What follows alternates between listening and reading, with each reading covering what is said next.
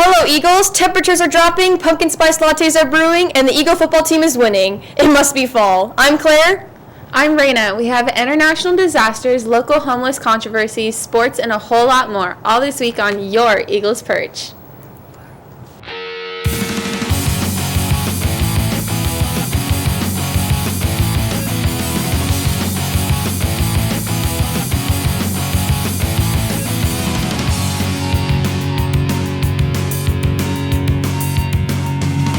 Our first story exposes local controversy between city governments and philanthropists trying to work with the Johnson County homeless population. Now to Amelia with the story. In the months of winter, 4 people opened a building in Olathe, Kansas with the hope of running their nighttime shelter, Project 1020.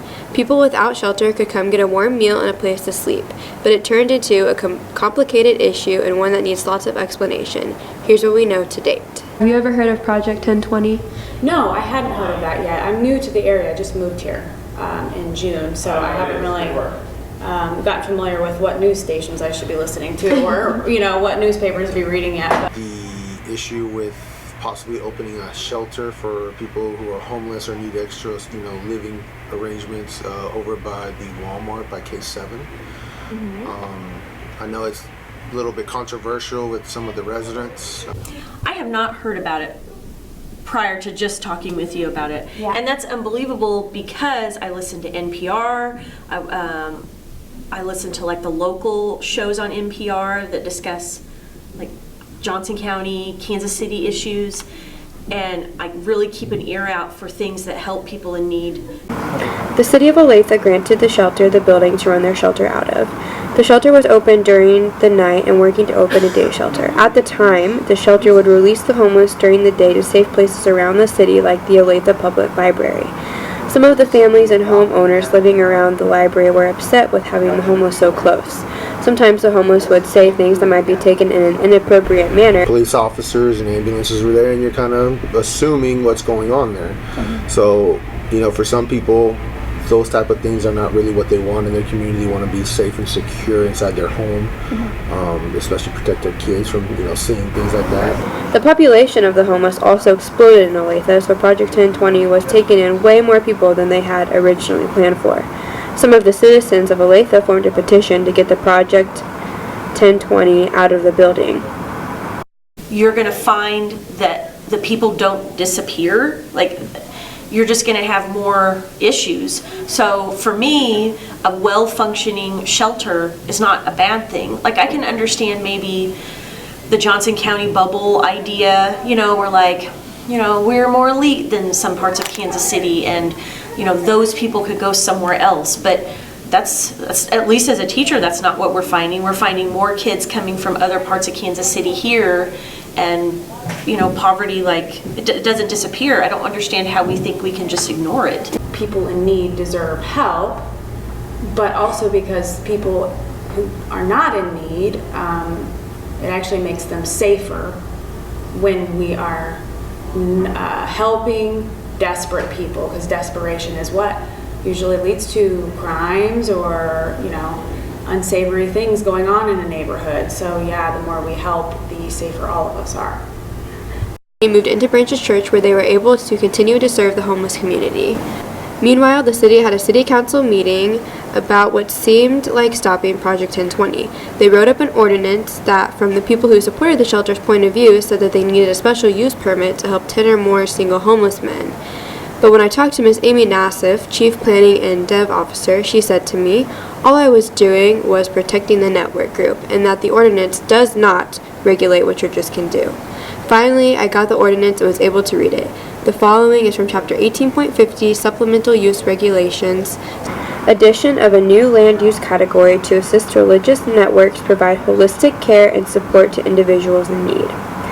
This is a new accessory use which networks may voluntarily choose and does not remove existing entitlements.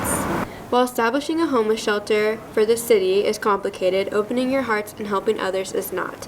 As we approach the colder months, keep your eyes open for ways you think you could help.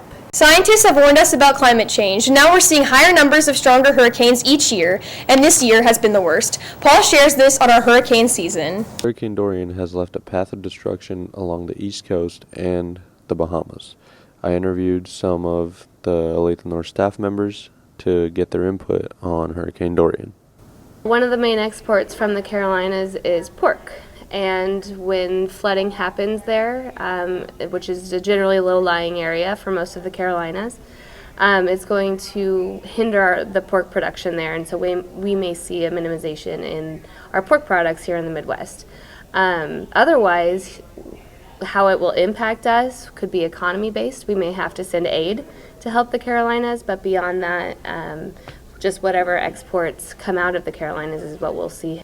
I think that as far as Midwest is as far as, agriculture, things that we may trade with them or get from them. Obviously, anytime something like that happens in the law enforcement community, sometimes we'll send folks from all across the country to go and help out and that type of deal. So a lot of damage. It's going to be a lot of people without homes, food, just the basic necessities, clothes, so I think, anything that anyone in the country can do to help out would be great. Well, because the Grand Bahama is essentially 100% devastated, there are Bahamians that are trying to seek refuge here in the United States, so we will have an influx of refugees. But I recently read a story that they are not letting the Bahamians in unless they have a valid visa. So there are a lot of stranded humans out there right now, which is very sad. And the way that the Americans can help is by sending aid. And one of the best ways I've seen that is the cruise ships have put together meal kits and sent first responders and American Cross helpers on the cruise ships to the Bahamas to help with their efforts in cleaning up and getting their island back to normal. As you can see, Hurricane Dorian has affected and is still affecting the economy greatly, and search teams are still out there trying to rescue individuals who are lost or may have died in the hurricane. This is Paul Chandy for Eagle News. Hurricanes are not the only natural disaster that are on the rise. Climate change has brought us raging fires in California and around the world.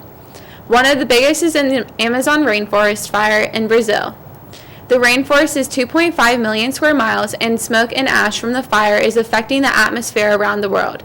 Amanda has these details. The Amazon forest in Brazil provides 20% of our oxygen and is currently on fire. My name is Greg Cranky. I am the instructor of the horticulture and the student naturalist program here at Olathe North. I've been watching and trying to keep track of it.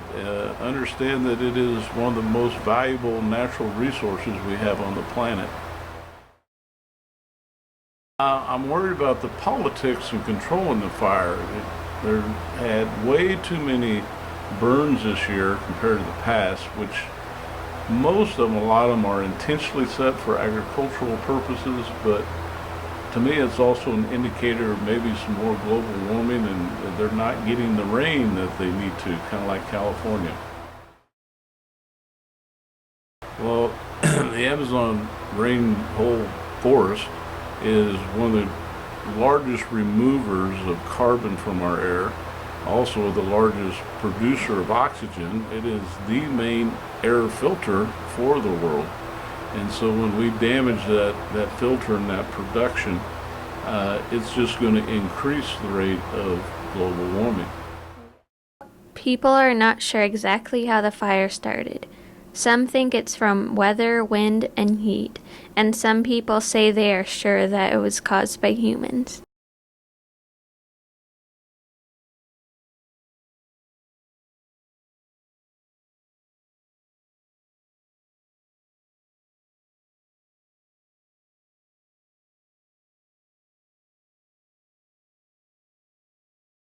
The Amazon rainforest is home to 427 mammal species, 1,300 bird species, 3,078 species of reptiles, and more than 400 species of amphibians. My name is Mandy Griffin, and this is Eagle News. Raina, what are you doing with your phone? I was going to ask Siri a question. Siri, where should I eat lunch at? I found 13 places. Tap the one you want to call. We may be happy with the convenience of Siri and other personal assistants on our phones and in our homes, but in order for them to work, they are always listening and always recording what is said around them. Recently, Apple Corporation got into trouble for storing our conversations and changed the program of their Siri. Urania listens to someone close to the story. I use it when I want to play music. I just say, "What's up, Siri?" Play some music. That's it. Siri is a personal assistant application for iOS. Because it's just weird that they listen to our conversations all the time. Are you always listening to me? I respect your privacy and only listen when you're talking to me.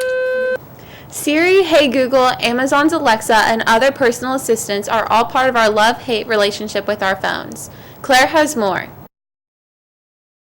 From phone updates to electronic upgrades, phones have become more of a problem in today's society. The debate has been whether it's more as a need rather than a want. I interviewed senior Sophia Hillman and choir teacher Dr. Garrett Epp to see how they use their phones in their everyday lives and if it varies through the different age groups. Okay, and do you have a phone? I do have a phone. And what kind of phone do you have? I have an iPhone 8. Did you buy it yourself or did your parents get it for you? My parents bought it for me. And how old were you say when you got it? I was probably 17. And did you see it as a need when you got it or as a want? I saw it as a need to have a phone, but a want to have the phone that was as advanced that I got. What would you say your average time on your phone is? Probably like 1 to 2 hours. Okay. And what do you probably spend your most time on your phone with other communications? Communication with things like email, like colleges, or texting, like different people like that. Okay. And do your parents have a phone? My parents do have a phone. And do your grandparents or siblings have phones? Yeah. How old were your siblings when they got their phones? Middle school, so like 13. Do you think at 13 they needed a phone? They only needed it because of where like they walked to school and back, so they needed it for like after school, but they didn't need it necessarily for in-school use or anything like that. And what about your grandparents? Did you say they're addicted to their phone? No. I don't think they know how to use their phone. And why would you say you don't think they're addicted to their phone? I think it's partly generational, that they just didn't grow up needing it or wanting it, but at the same time, like I said, phones have gotten more progressive, so I don't think they necessarily know how to use every aspect of their phone. Alrighty. And do you have a phone? Yes. Alrighty. And if so, what kind? I have a landline at home, and I have a cell phone, an iPhone, with Verizon service. Alrighty. And how old were you when you got it? I'm going to say 55. Okay. And how old when you had your landline? I've had a landline ever since I was born, and we had one phone in the house. Do you think if you had a phone as a teenager, it would make your life easier, or do you think it was better without it? Well, it was not the most comfortable having one phone in the house, and it was in the kitchen, and everybody hears everything you say, and so that's probably if I had a private phone, that would be easier to use and be a little more. I'd have a little more comfort with using it. So. Mm-hmm. And do you have any kids? I have two children. Okay. I have an 8-year-old son, and I have a 14-year-old daughter. Okay. And have you given them phones yet, or are they not? My 14-year-old has had a cell phone for several years. Okay. My son has some kind of a Verizon thing that has limited people that he can call, okay. And it's a watch, because we can keep track of them, and we can communicate, and we can also track, see where he is on Find My Son, Find My iPhone service. So. Okay. As a teacher, do you see it in the classroom? Like, how would you see, like, do you let your students be on their phone in class, or do you limit Rarely. I mean, they're not supposed to have their phones in class, except on occasions where they need to refer to something, find parent contact information and put it in the computer or enter it on the phone. But usually we don't use the phone in class. As you can see, with phone advances comes more use and addiction. Kids these days don't know their life without a cell phone, rather than 100 years ago, it was only a dream. So next time you pick up your phone, just imagine how it was for your parents or grandparents when they didn't have a cell phone through high school.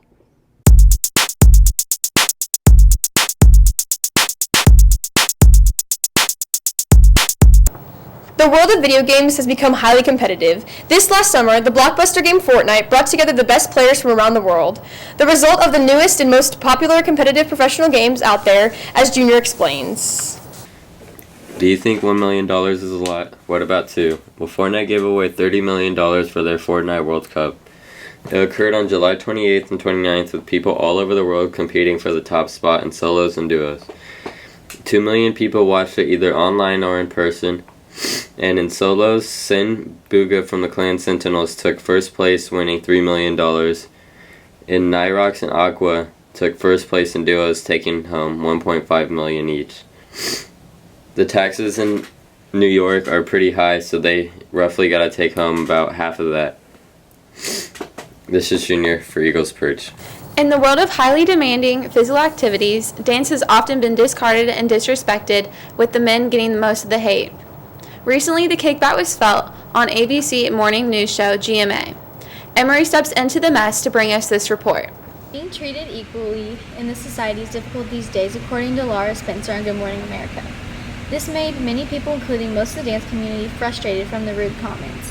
As a male dancer, do you ever get comments or laughs from your peers for dancing? Not too much. Mostly decreased. There was a long time when I really just didn't tell people about it because I was scared about how people would react, but ever since it's become more normal into my life. How do you handle it when people do make fun of you? I just ignore them. I don't really care what they think. When you heard about what Laura Spencer said on Good Morning America, how did that make you feel? It made me mad that a person with such high influence over so many people just decided to bring down a whole another group of people who already don't have it the easiest. Mm-hmm. Many dancers from the dance community came to take a class in front of Good Morning America to make their point. Laura did eventually apologize for her words to all the dancers in hopes of forgiveness. This is Emery from Eagle Sports News. Thank you. Bringing us back to home, Raina gives us a look at the relationship between our new soccer coach and his team. When it comes to sports, building a relationship is very important. Coaches and players need to be able to connect and build good team chemistry. I think my relationship with the boys, obviously I'm young, so that helps. But I'd say our relationship as a unit is very good. I think we get along. I think they trust me, I trust them. The boys back up the relationship Coach Shelp says that they have by saying that they also believe that there is a good relationship. Everybody, it's a better atmosphere.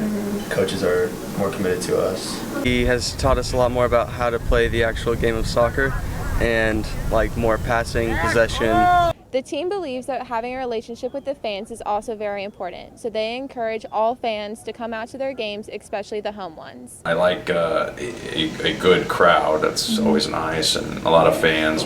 Big crowds. I just love the energy.